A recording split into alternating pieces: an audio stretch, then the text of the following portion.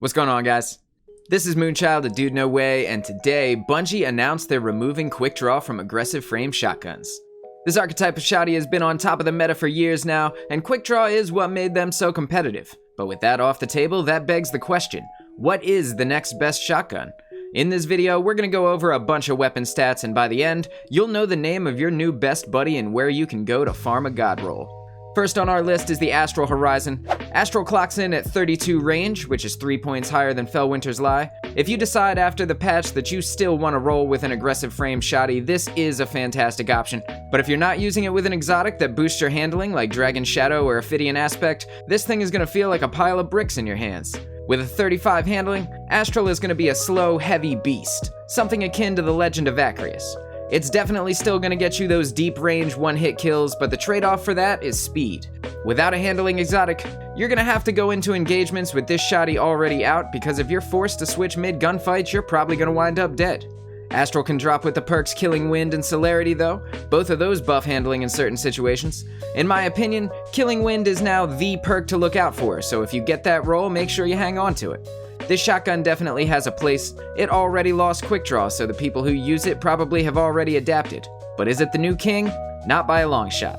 Which brings us to a side-by-side comparison of the Retrofuturist and the 7th Seraph CQC. Both of these shotguns are in the lightweight frame, which gives a passive 20 mobility in the background. This is awesome for hunters because it makes your dodge cool down faster, but extra mobility is going to help everyone strafe better, and that's a nice buff to your neutral game that you're getting for free. Both of these shotguns have inherently high handling, and both can roll with Quickdraw and Snapshot. These are going to be some of the snappiest options you could possibly roll into Crucible with, but if you take a look at the size of the perk pools, the odds of you getting a God Roll Retrofuturist are pretty small. To get one of these, all you have to do is focus an Umbral Engram into a Chosen Arms Engram at the Prismatic Recaster, and cross your fingers. You can also get one by turning in tokens to Banshee, but here's the thing.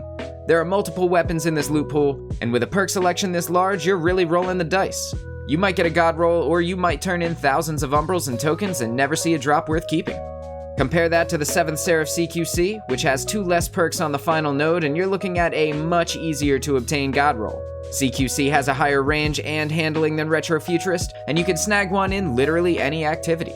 If you want to make the most of your time, spend a little while in the strike playlist, and eventually it'll fall into your lap. It may take a lot of strikes to get a drop, but the odds of it being a good roll are a lot higher. If you don't own Beyond Light, or you don't feel like putting in a lot of effort for a good shotty, this is my recommendation. It covers the snappy handling aspects in its stats alone, and the fact that it can get Quickdraw and Snapshot is really just icing on the cake. To make this archetype of shotgun work in PvP, all you have to do is hit the enemy twice. 2 shots on target is enough to take anyone down, and the beauty of it is that you can take the first shot from sidearm range and it still works. As good as the CQC is, its stats still get overshadowed. There's a weapon that's been with us for years, flying under the radar, and it's finally time for it to reign as king of the Crucible. Unless Bungie comes out with something crazy, the next best shotgun in the game is, without a doubt, the Retold Tale. This is a precision frame weapon, but it's not what you'd expect. Typically, precision frames fire a slug round, which one hits to the head but deals crap damage to the body. Retold Tale is one of the few precision frames, maybe the only one that's pellet spread like Felwinter's Lie, and this thing is absolutely cracked in the stats department. It's got more than double the range of an Astral Horizon. 68 range is gigantic, and take a look at that 75 aim assist. Astral's only got a 34. On paper, they're pretty close in terms of handling, but Retold Tale can roll with Quickdraw and Snapshot, baby. And then you look at the final perk column, and in place of Snapshot, you could also get Killing Wind or Demolitionist. A god roll of this weapon is going to be S tier in the new meta, and with a 70 impact, it sits right in between the power of an aggressive frame and a lightweight frame. It's the perfect balance. Not to mention the fact that it gets 6 rounds in the magazine and has a base faster reload than Astral Horizon. Retold Tale is coming for the crown, and you're going to want to start farming it as soon as possible. To do that, you want to make the Dreaming City your new favorite hangout. This shotgun can drop from pretty much anything on this destination. Doing bounties, the Blind Well, public events, and even just opening world chests can net you a Retold Tale. But by far my favorite way to farm it is the Shattered Throne Dungeon. This is some of the best PvE content in the entire game, and it gives you multiple chances for this shotgun to drop.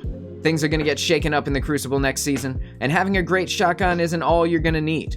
You never want to go into battle without a strong primary, and with 120 RPM hand cannons getting nerfed, Crimson is moving even closer to the head of the pack.